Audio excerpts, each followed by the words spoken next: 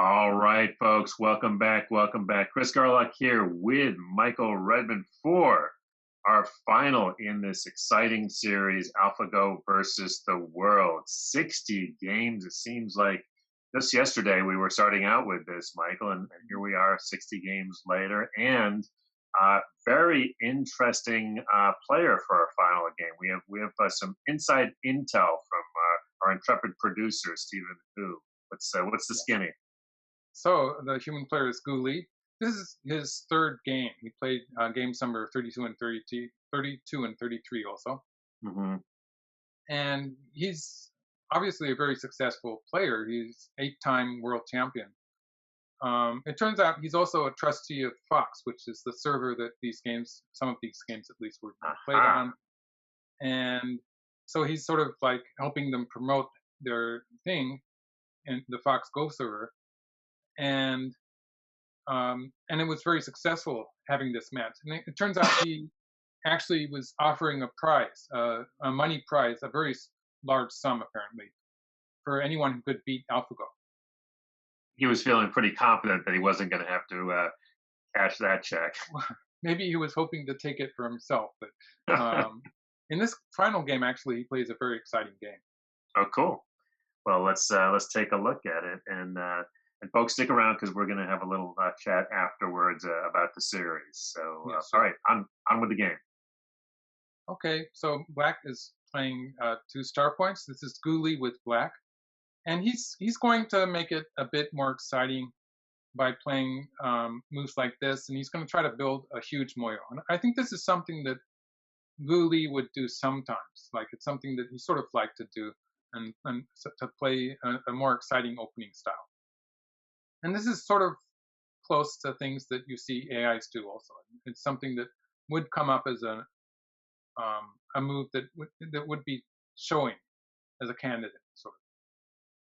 White plays the kick here and then pushes. So this is actually very instructive to see that White has played the kick first, because even with that, Black is going to have trouble connecting up everything completely. So by playing this kick here in the corner at R5, White is actually taking away Black's eye space for these 2 black stones. Also taking, of course, the corner territory, but is hoping to attack those 2 black stones. And we're going to see how that, how Black doesn't actually let that happen, but how White is sort of keeping an eye on those 2 black stones. So in the game, Black jumps naturally, and my take on this position is that if Black can, for instance, add a stone here and get a solid shape on the outside here, this sequence will have been a success for Black, because Black will still be threatening the 3-3 point here at R3. And so covering here on the 3rd line at N3 would be another huge move that Black would have to play. Black would have a continual initiative in this local fight. So White has to continue by attacking with this move. And then when Black plays here, White has to continue by cutting. It's the same idea. White has to take the initiative here in this local fight. Otherwise, if White is very slow to do stuff, then eventually the 3-3 point here is going to become a liability for White. So White is attacking first. So the speed with which AlphaGo tries to attack here is very, very important. I might add that if Black had played that move something like this, then of course White would be jumping out from this side. So it's the same idea.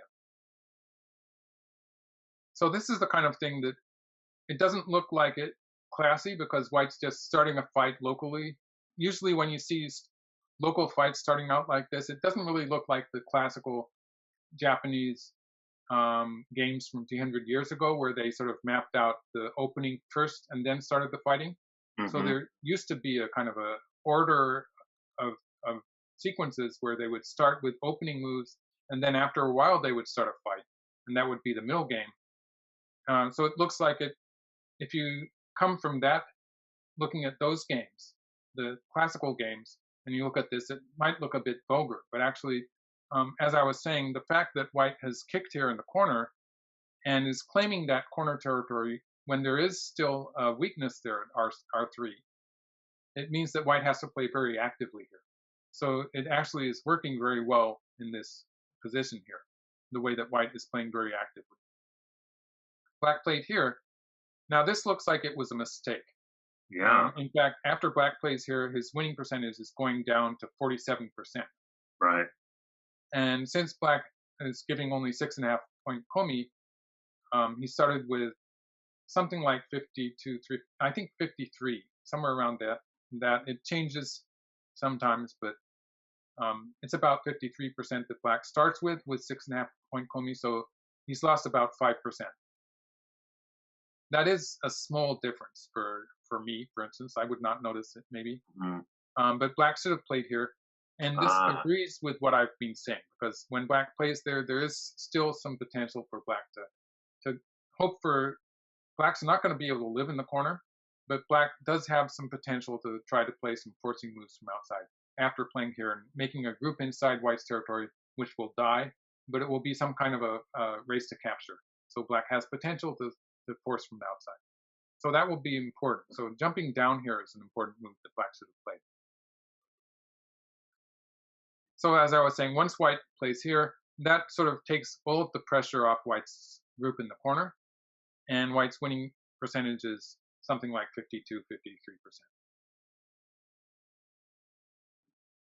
And this is a position where it's getting, like before, it gets very difficult for black to find the right moves. Like black plays here, you can see Guli is playing he's trying to control large areas of the board. He's going to try to focus on the upper half of the board.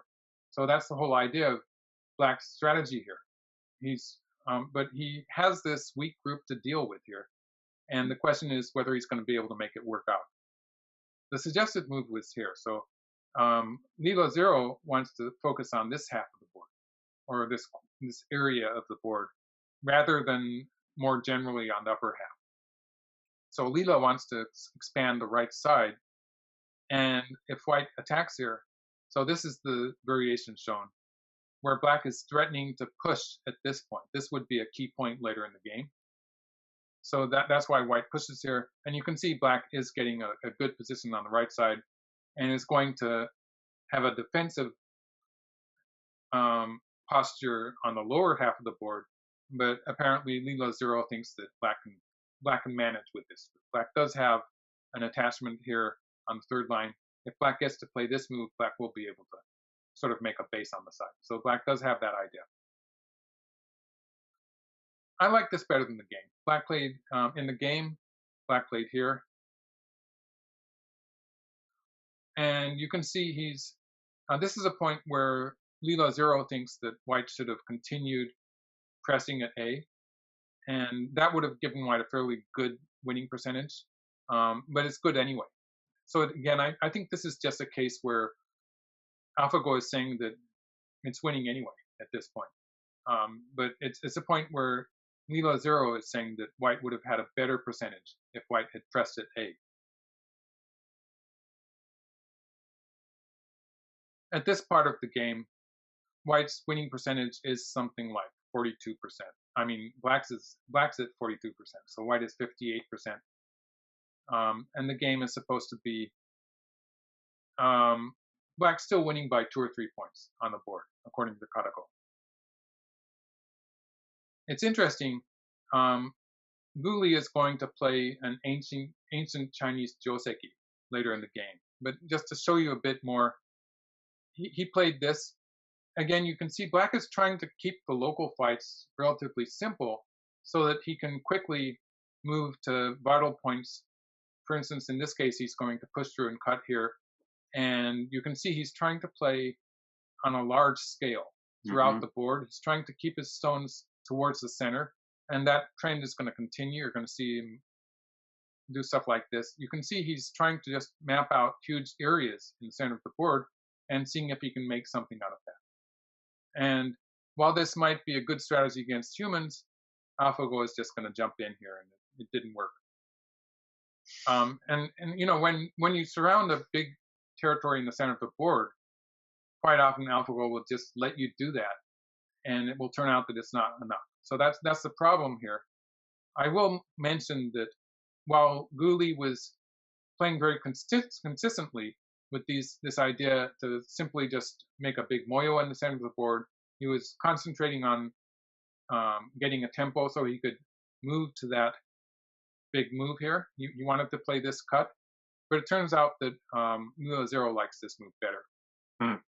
And so this variation, where black does have a fairly strong position there, you can see black has potential, in some cases would be able to counterattack this against this white group.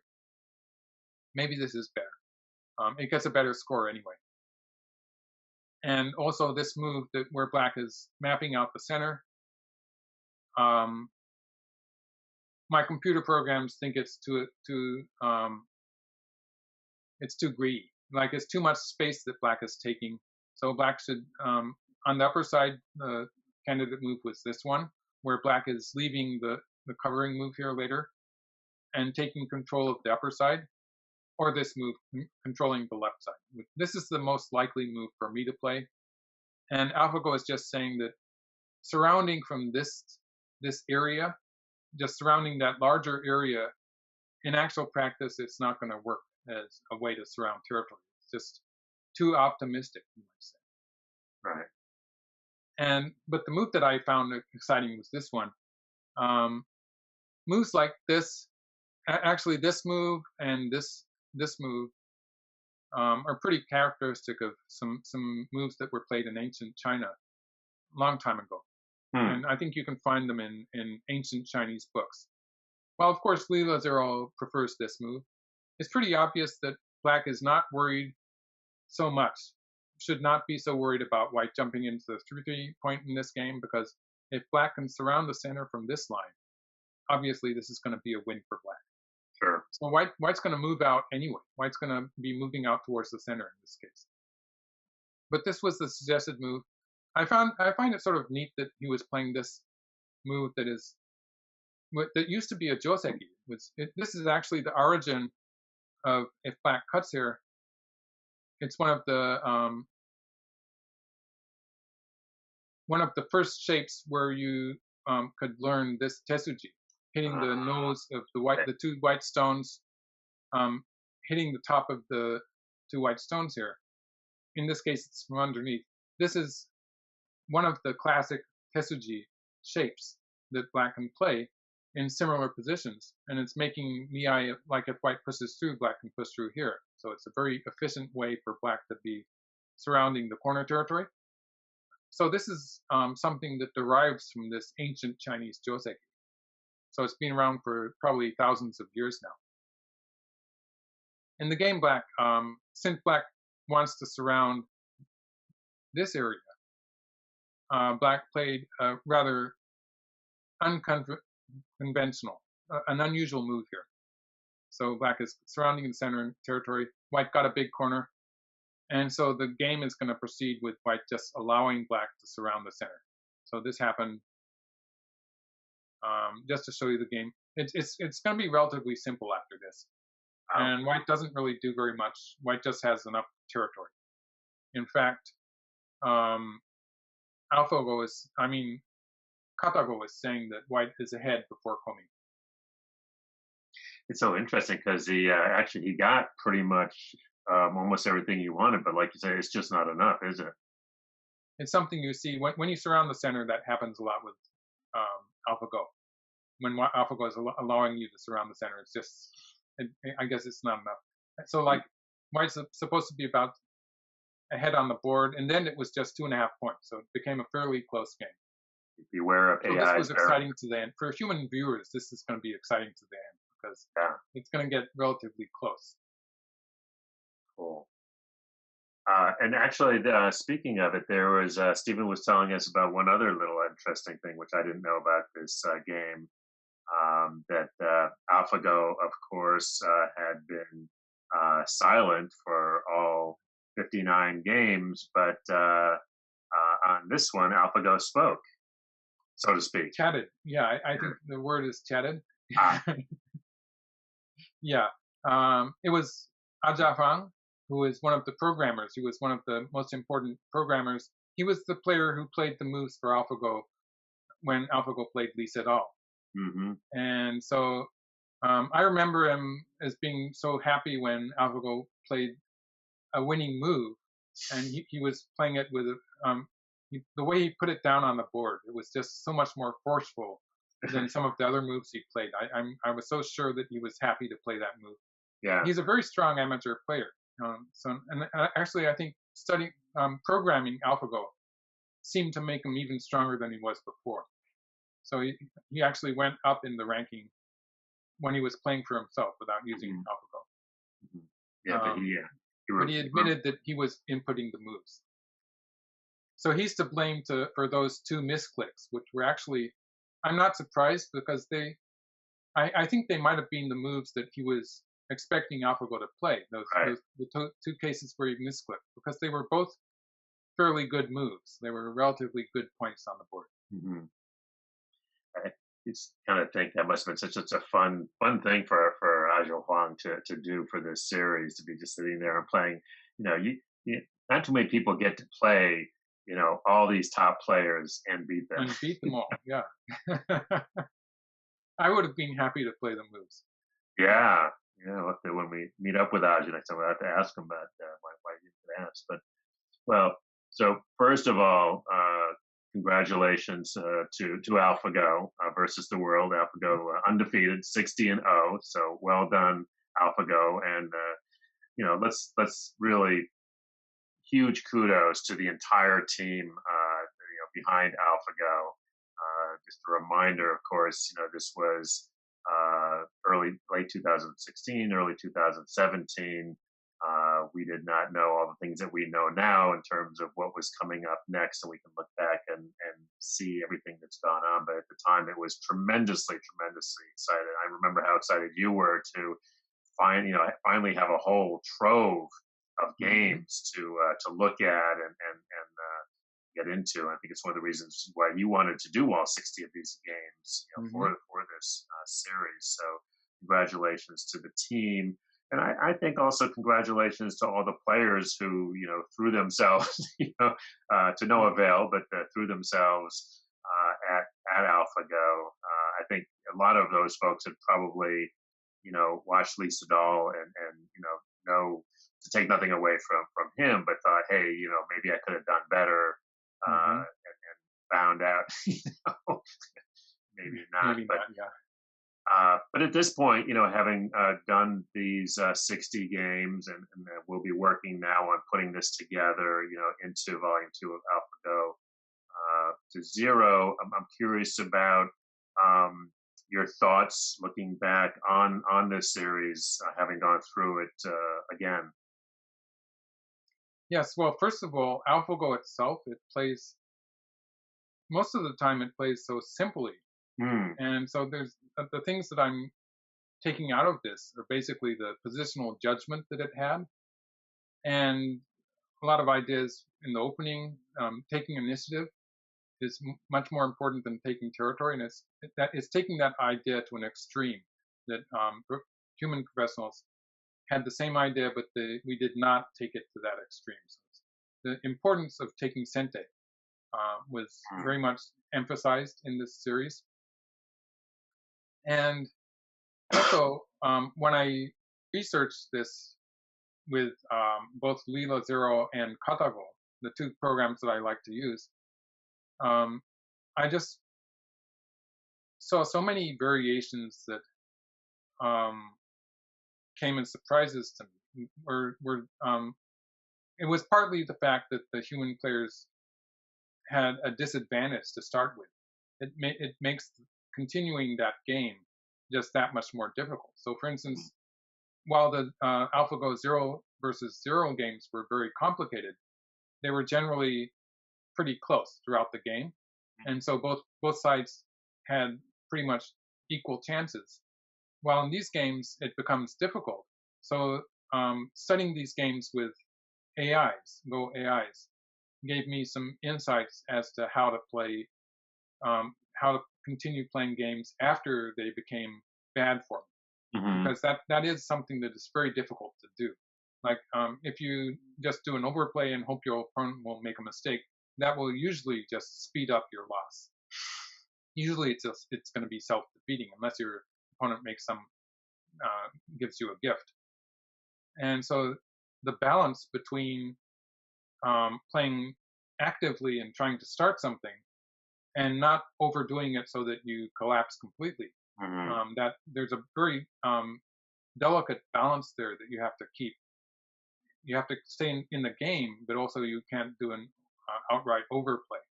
So Hmm. that's something that's very difficult to do successfully. Obviously, when you're starting with a bad position, if your opponent plays perfectly, you're going to lose anyway. But I was getting a lot of examples for how the human players should have done that, which were very. I learned a lot from that part of it, I think, and Hmm. I found it very interesting. In the book, obviously I'll start with the variations I made for this video series. I'll probably be adding variations to explain how AlphaGo wraps it up in the following moves. In some of the games, I might keep it relatively simple, but there are some games here which continue and get pretty exciting. And those I'll probably be adding some more, a more thorough commentary. A related question, and I was going to ask you about, the lessons for pros. You've just answered that, but what about for amateurs? What can amateurs take away from this series? Well, I think the big thing is that um, the way it handles the opening. Hmm. That's one of the reasons. Well, not only the fact that AlphaGo is taking a lead early in these games almost every time. I shouldn't say almost every time. Uh, it's the simplicity, the simple variations that it Hmm. chooses are things that you can learn from easily. It's like people used to tell you about these complicated joseki sequences, and the problem with any joseki sequence that lasts like 10 moves or more, and there are some that are 30, 40 moves, if you're playing at an amateur level, if you're just doing Go as a hobby, then even if you do a lot of memorizing and happen to remember the correct moves, which is going to be very challenging, it's going to be even less likely that your opponent plays the correct moves also. And so, by design or not by design, your opponent is probably going to play something that is not the joseki that you've memorized.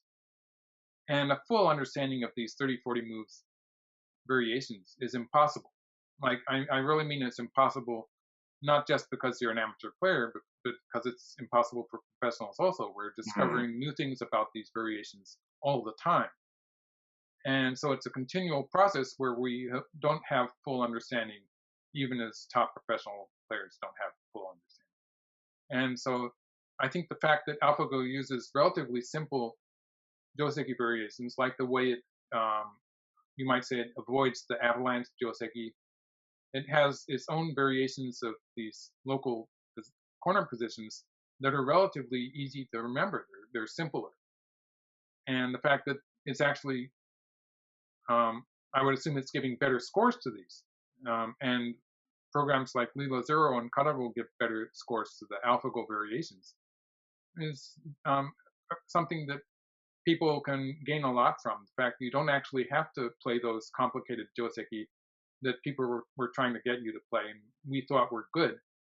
And you can get away with playing simpler ones and actually have a better score if you believe the AI. So it's going to make Go easier to play for some of the Q players and probably most of the Don players who are having trouble with those complicated jokes. That is very good news for so many of us. And a perfect example was when you were showing us, the avalanche, and AlphaGo just plays the really simple variation of the Yeah, there avalanche. was just, I think it was me using just one player who managed to get it into a complicated variation of the avalanche. And it played its own version of that joseki too. But on the most, and the fact is, the important thing is the balance, the overall board position. And so humans tend to focus maybe a bit too much on the local Mm. position. The weaker you are, the more that's true. But I think it's even true to a certain extent of professional players. And with AlphaGo, the overall position is ultimately important. That's the only thing that it even understands. So in a way, that's the weak point in that sometimes it doesn't understand special things like Leela Zero still has some trouble with ladders sometimes, and it doesn't really care whether a group is alive or not. It doesn't look at it in the local context. So that's just something that is happening with these neural network systems. That they're not looking at the local position, they're looking at the overall board position. And that is a concept that's very important in learning to play Go well. The fact that you have to take in the overall board position. And so it's something that is actually something to learn from. It's important. Just a couple things before we wrap up this final game. We have to total thanks to our producer Stephen, who has just really kept us going through a very long, arduous process that we've done, and we've had some technical issues that he has been very patient at dealing with, and just really appreciate Stephen's hard work and always his good humor, which will get you very far in so many things. Anyway, we appreciate all of that. And of course, you, Michael. I mean, I know that you love Go, you love playing, you love teaching. I've never seen you as excited as you have been in doing these videos. And when you suggested doing all 60 for this series, I thought that good idea, but I just wasn't sure about what we would. It just seemed like 60 is a really big number. Let me just say it's a really large number, but they've been a lot of fun. And what's been fascinating, and you've touched on these, is that even though we did see a lot of sometimes identical patterns, there was a real beauty in just sort of seeing how these different folks tried to tackle those different patterns. And so it was real fun, and watching you sort of get all the different lessons out of that. So well, yeah, the patterns that recurred, that were repeated a number of times, you just have to remember that those were very, very popular patterns played by human players at that time in history. They were just the very popular patterns that people knew a lot about. And so they were confident that they were doing the right thing. Very difficult for them to come to the conclusion that they were wrong and AlphaGo was right, because they studied these very intensely, and people had been playing these patterns for several months already, for the last several months, and they were used to playing that. And so it was hard for them to accept that it was just wrong, according to AlphaGo. Yes, and I should thank Stephen for myself. Actually, studying the Go and preparing files for these commentaries, it was challenging. AlphaGo is super strong, and there was a lot of stuff I had troubles understanding. But it would have been impossible if I had to handle technical stuff also. I'm glad that was done for me. Absolutely impossible. So yeah, everybody gets to focus on their strengths. And actually, the last thing and you just sort of were beginning to answer this, but the other thing, having gone through these 60 games, is that it really seems to me, and I just want to get your thoughts on it, that what this 60 games, it was sort of a real hinge point. We're doing these 4 volumes from the 4 sort of sections, AlphaGo versus Lee Sedol, AlphaGo, the master versus the world. And then, of course, we're going to have, AlphaGo, and then this is going to be a real brain buster, the AlphaGo Zero. I'm really looking forward to those. But this section of these games, when this was the first chance when more people had a chance to play AlphaGo. Up until then, really only been Fanhui and Lee Sedol, and here you had actually it wasn't 60, but it was dozens and dozens of top players all around the world getting to in full public view, try out their chops and trying, as you point out, lots of different things. We're doing these commentaries, what is it now, 3 years later, which I don't even know it's not even a dog years kind of thing. I mean, it seems so long ago now. this point that, the Go world has changed so much. And I guess for our last comment, could you just sort of, give me your thoughts on that? Because it really does feel like that was a very particular moment in time. Yes, well, there are some parts of these games that um, I am now just coming to understand.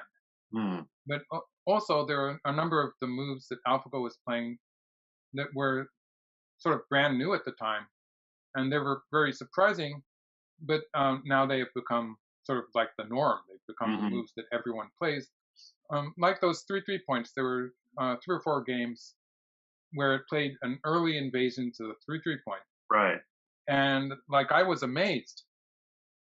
But if I look at it now, it was like at move 19 or move 31 or something like that.